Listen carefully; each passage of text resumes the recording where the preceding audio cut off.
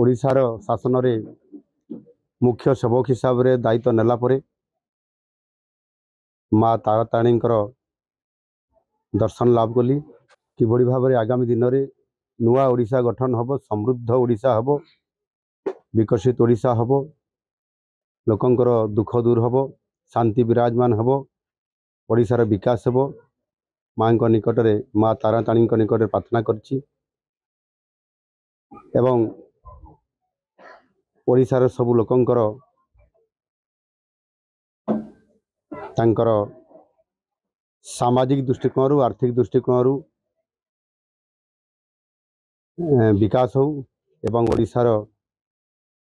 विकास हो ये कथा को लेकर मु माँ निकट प्रार्थना करछि। आज ये माँ पाखरे विभिन्न प्रकार ए पीठर मध्य उन्नति करा जाउछि। आगामी दिन में निश्चित भाव एठी आमर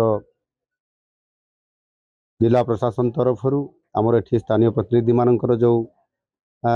दाबी अच्छी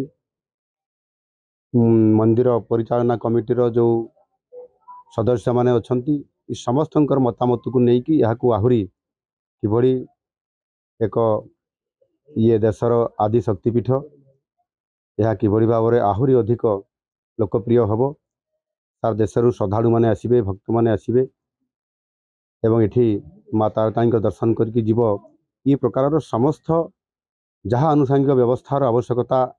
आगामी दिन में आहुरी आसब ताको राज्य सरकार पूरा करेंगे।